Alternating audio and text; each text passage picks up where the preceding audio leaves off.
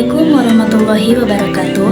Perkenalkan, nama saya Cindy Delianti dari semester 2 program studi atau jurusan PAI 1. Di sini saya akan menyampaikan materi tentang demokrasi Indonesia. Demokrasi berasal dari bahasa Yunani, yaitu demokratia, yang berarti kekuasaan rakyat. Demokrasi berasal dari kata demos dan kratos. Demos yang memiliki arti rakyat dan kratos yang memiliki arti kekuasaan. Menurut Kamus Besar Bahasa Indonesia atau KBBI,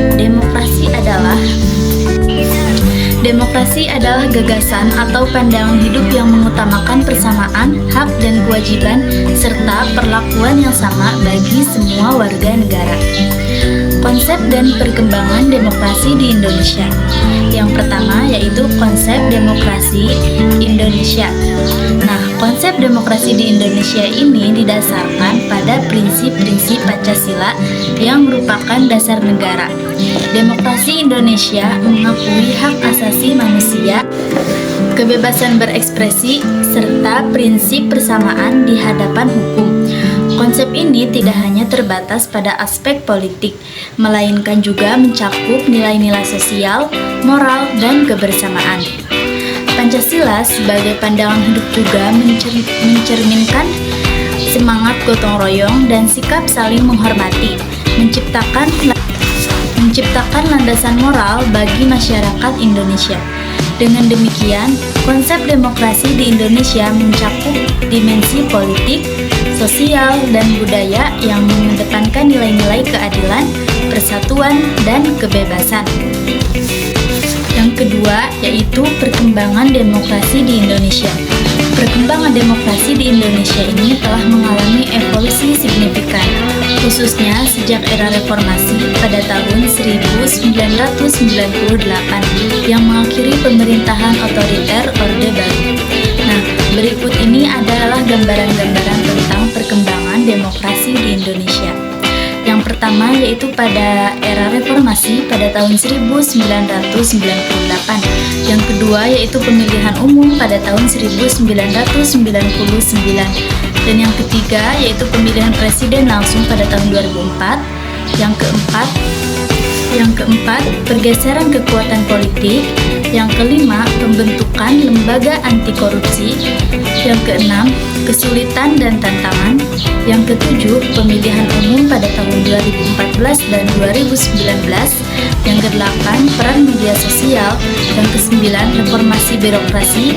Dan yang kesepuluh yaitu partisipasi masyarakat. Nah, pada era reformasi 1998 ini, demonstrasi mahasiswa dan tekanan rakyat memaksa Presiden Soeharto untuk mundur menandai berakhirnya Orde Baru. Dalam pemilihan umum legislatif dan presiden diadakan secara bebas dan langsung untuk pertama kalinya membuka era demokrasi baru. Dalam pemilihan umum 1999 menjadi tonggak penting menandai pemilihan umum pertama setelah reformasi. Partai-partai politik baru muncul menciptakan keragaman politik yang lebih besar. Nah, dalam pemilihan presiden langsung pada tahun 2004 itu menandai pengenalan pemilihan presiden langsung, kemungkinan rakyat secara langsung memilih kepala negara. Susilo Bambang Yudhoyono terpilih sebagai presiden dalam pemilihan tersebut. Dalam pergeseran kekuatan politik sejak era reformasi terjadi pergantian kepemimpinan dan kekuatan politik yang memberikan ruang lebih besar bagi partisipasi politik dari berbagai kelompok masyarakat. Terus dalam pembentukan lembaga anti korupsi pada tahun 2002, Komisi Pemberantasan Korupsi atau KPK didirikan untuk mengatasi masalah korupsi yang menjadi hambatan dalam proses demokratisasi. Dalam kesulitan dan tantangan, meskipun kemajuan Indonesia juga menghadapi tantangan seperti korupsi, polarisasi politik, dan ketidaksetaraan yang perlu diatasi. Dalam pemilihan umum pada tahun 2014 dan 2019, pemilu 2014 dan 2019 melibatkan partisipasi politik yang tinggi dan menunjukkan kontestasi politik yang semakin berkembang. Dalam peran media sosial memainkan peran penting dalam membentuk opini publik dan memobilisasi massa, memberikan dimensi baru dalam dinamika demokrasi.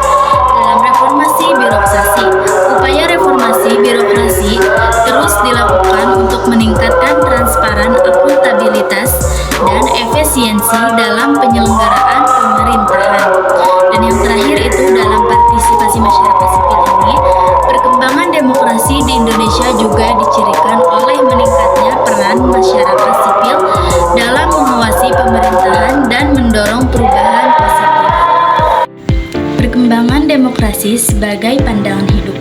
Demokrasi sebagai pandangan hidup mencerminkan keyakinan bahwa prinsip-prinsip demokrasi tidak hanya terbatas pada struktur pemerintahan, melainkan juga meresap dalam nilai-nilai dan norma-norma masyarakat. Nah, berikut ini adalah gambaran mengenai demokrasi sebagai pandangan hidup. Yang pertama yaitu partisipasi aktif, yang kedua hak asasi manusia, yang ketiga keadilan dan kesetaraan, yang keempat kebebasan dan toleransi, yang kelima gotong royong dan ketertiban masyarakat, yang keenam pendidikan politik, yang ketujuh hormat menghormati, yang kedelapan berkembang bersama, yang kesembilan responsif terhadap perubahan, yang kesepuluh Pancasila sebagai landasan. Nah, mekanisme demokrasi Pancasila. Mekanisme demokrasi di Indonesia mengacu pada prinsip-prinsip Pancasila. Pemilihan umum merupakan fondasi utama di mana rakyat secara langsung memilih wakil-wakilnya di lembaga legislatif, eksekutif, dan kepala negara. Proses ini memastikan partisipasi langsung warga negara dalam menentukan arah kebijakan negara. Lembaga-lembaga negara seperti Dewan Perwakilan Rakyat atau DPR, Dewan Perwakilan Daerah atau DPD, dan Presiden dipilih melalui pemilihan umum sesuai dengan prinsip demokrasi Pancasila. Kebebasan berekspresi, hak asasi manusia, dan penghormatan terhadap keberagaman juga menjadi bagian integral dari mekanisme demokrasi di Indonesia. Pertama, dalam partisipasi aktif ini, demokrasi sebagai pandangan hidup mendorong partisipasi aktif warga negara dalam segala aspek kehidupan, bukan hanya dalam pemilihan umum, tetapi juga dalam proses pembuatan keputusan lokal dan nasional. Yang kedua yaitu hak asasi manusia. Nah, pemahaman demokrasi sebagai pandangan hidup mencakup pengakuan dan perlindungan terhadap hak asasi manusia, kebebasan berpendapat, hak atas keadilan, dan hak-hak dasar lainnya dianggap sebagai landasan moral. Yang ketiga yaitu keadilan dan kesetaraan. Nah, di dalam keadilan dan kesetaraan ini nilai keadilan sosial dan persamaan di hadapan hukum menjadi bagian integral dari demokrasi sebagai pandangan hidup. Tujuannya adalah menciptakan masyarakat yang adil dan setara. Yang keempat yaitu kebebasan dan toleransi. Nah, konsep demokrasi ini sebagai pandangan hidup mencakup kebebasan berekspresi, agama, dan kebebasan individu lainnya. Sikap toleransi terhadap keberagaman menjadi prinsip utama. Yang kelima yaitu gotong royong dan ketertiban masyarakat. Nah, sikap gotong royong, kerjasama, dan ketertiban aktif masyarakat ini dianggap sebagai bagian integral dari pandangan hidup demokratis. Semangat kolektivitisme diperkuat untuk mencapai kesejahteraan bersama. Yang keenam yaitu pendidikan politik. Nah, demokrasi sebagai pandangan hidup ini mengakui pentingnya pendidikan politik untuk membentuk masyarakat yang kritis dan paham tentang hak dan kewajiban dalam sistem demokratis. Yang ketujuh yaitu hormat menghormati. Nah, sikap saling menghormati ini dan mendengarkan pandangan orang lain menjadi landasan dalam demokrasi sebagai pandangan hidup. Menghargai perbedaan pendapat dianggap sebagai kekuatan, bukan kelemahan. Yang kedelapan yaitu perkembangan bersama pandangan hidup. Demokrasi melibatkan komitmen untuk berkembang bersama, mengatasi ketidaksetaraan, dan menciptakan kesempatan yang adil bagi semua warga negara. Yang kesembilan yaitu responsif terhadap perubahan. Demokrasi sebagai pandangan hidup mengakui perlunya responsivitas terhadap perubahan dan perkembangan zaman. Adaptasi terhadap kebutuhan masyarakat merupakan ciri khas dari pandangan hidup demokratis. Dan yang terakhir yaitu Pancasila sebagai landasan di Indonesia. Nah, Pancasila sebagai landasan di Indonesia ini yaitu sebagai pandangan hidup tercermin dalam Pancasila sebagai dasar negara, mencakup nilai-nilai demokratis dan moral yang membimbing Jadi kesimpulannya yaitu demokrasi di Indonesia bukan hanya sebuah sistem pemerintahan, melainkan juga sebuah nilai dan pandangan hidup yang tercermin dalam Pancasila. Perkembangan demokrasi sejak era reformasi menunjukkan komitmen untuk menciptakan tatanan politik yang lebih inklusif dan adil.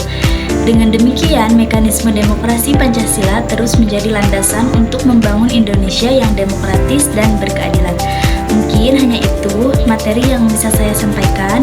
Mohon maaf bila ada kesalahan dan kekurangannya. Semoga bermanfaat. Wassalamualaikum warahmatullahi wabarakatuh.